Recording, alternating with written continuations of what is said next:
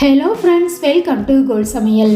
இன்றைக்கி நம்ம கோல் சமையல் சேனலில் 1 கப் பச்சரிசி மாவு இருந்தால் உடனே இந்த ரிங் முறுக்கை செஞ்சு பாருங்கள். கோல் சமையல் சேனலை சப்ஸ்கிரைப் பண்ணிக்கோங்க. பக்கத்தில் இருக்க ஆளுன்ற பெல் ஐக்கானை கிளிக் பண்ணி வச்சுக்கிட்டிங்கன்னா நான் போடுற வீடியோ உடனே உங்களுக்கு நோட்டிஃபிகேஷனில் வந்துடும். முறுக்கை செய்கிறதுக்காக 1 கப் அளவு அரிசி மாவு எடுத்திருக்கேன். கடாயில் சேர்த்துட்டு லைட்டாக அந்த மாதிரி வறுக்கும்போது மாவில் இருக்க ஈரப்பதம் எல்லாம் போயிடும். நம்ம வீட்டில் இருக்க கிண்ணம் அல்லது டம்ளரில் கூட மாவளந்து எடுத்துக்கோங்க. எந்த கப்பில் மாவளந்து எடுக்கிறோமோ அதே கப்பில் தண்ணியையும் அளந்து எடுத்துக்கணும். அப்போ தான் சரியாக இருக்கும். இந்த இன்ஸ்டன்ட் முறுக்கை நான் ரேஷனில் வாங்கின பச்சரிசி மாவில் தான் செய்கிறேன். அடுத்ததாக நம்ம மாவளந்த கப்பில் 1 கப் அளவு தண்ணி சேர்த்துக்கணும். தேவையான அளவு உப்பு, காரத்துக்காக 1 ஸ்பூன் அளவு மிளகாய்த்தூள் சேர்த்துருக்கேன். காரத்துக்கு தகுந்த மாதிரி மிளகாய்த்தூள் கூடவோ குறைவோ சேர்த்துக்கங்க. 1/4 ஸ்பூன் அளவு மஞ்சள் தூள், கருப்பு எள் 1/2 ஸ்பூன் சேர்த்துருக்கேன். எள்ளுக்கு பதிலாக ஓமம் கூட சேர்த்துக்கங்க. நெய் 1/2 ஸ்பூன் சேர்த்துருக்கேன். நெய் உங்களுக்கு பிடிக்காது அப்படின்னா பட்டர் கூட சேர்த்துக்கங்க. 1/4 ஸ்பூன் அளவு பெருங்காயத்தூள் சேர்த்துட்டு தண்ணி நல்லா கொதிக்கணும். நம்ம ஊற்றிருக்க தண்ணி மாவுக்கு சரியாக இருக்கும். இதுக்கு மேலே தண்ணி அதிகமாக சேர்க்க வேண்டாம். நாம் வறுத்து வச்சுருக்க அரிசி மாவை தண்ணியில் சேர்த்துட்டு நல்லா கலந்து விட்டுறணும். மாவு தண்ணியை நல்லா உறிஞ்சின உடனே அடுப்பை ஆஃப் பண்ணிடணும். இப்போ பாருங்கள், நல்லா தண்ணியெல்லாம் வற்றிருச்சு. அடுப்பை ஆஃப் பண்ணிடலாம். நல்லா கட்டிகள் இல்லாமல் கலந்து விட்டுறணும். மாவு இப்படி தான் நம்ம கலந்ததுக்கப்புறம் இருக்கும். தண்ணி பத்தாத மாதிரி இருக்கும். இதுக்கு மேலே தண்ணி சேர்க்க வேணாம். கை பொறுக்கிற அளவு சூடு வந்ததுக்கு அப்புறமா பிசையும் போது சரியாக இருக்கும்.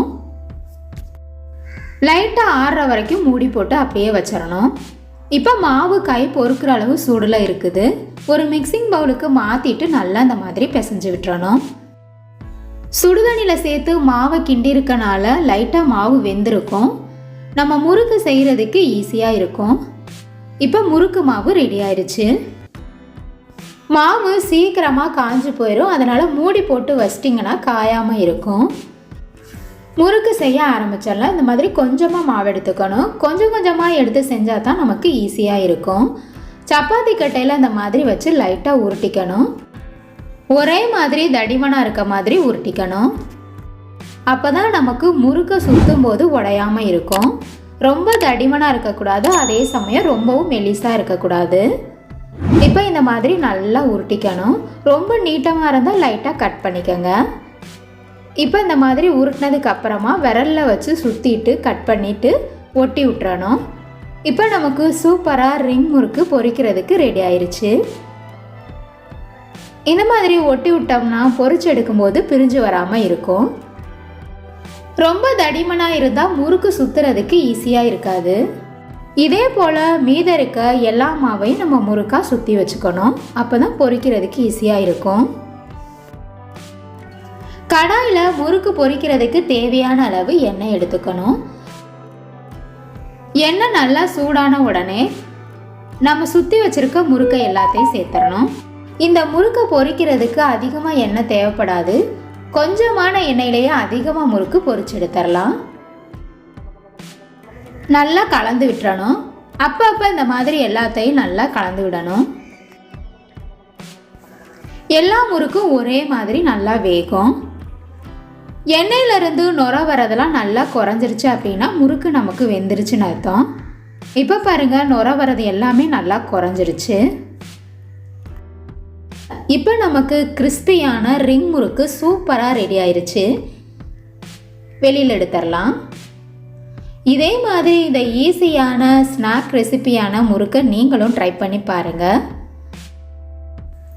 இதே போல் மீத இருக்க எல்லா முறுக்குகளையும் பொரிச்செடுத்துக்கலாம். இந்த ஈஸியான ஸ்நாக்கை நீங்களும் ட்ரை பண்ணி பாருங்கள். ஃப்ரெண்ட்ஸ், இந்த முறுக்கு உங்களுக்கு பிடிச்சிருந்ததுன்னா கோல் சமையல் சேனலை சப்ஸ்கிரைப் பண்ணிக்கோங்க ஃப்ரெண்ட்ஸ். வீடியோ பிடிச்சிருந்ததுன்னா மறக்காமல் ஒரு லைக் கொடுங்க ஃப்ரெண்ட்ஸ். கமெண்ட் பண்ணுங்கள். உங்களுக்கு பிடிச்சவங்களுக்கு ஷேர் பண்ணுங்கள். பக்கத்தில் இருக்க ஆளுன்ற பெல் ஐக்கானை கிளிக் பண்ணி வச்சுக்கிட்டிங்கன்னா நான் போடுற வீடியோ உடனே உங்களுக்கு நோட்டிஃபிகேஷனில் வந்துடும்.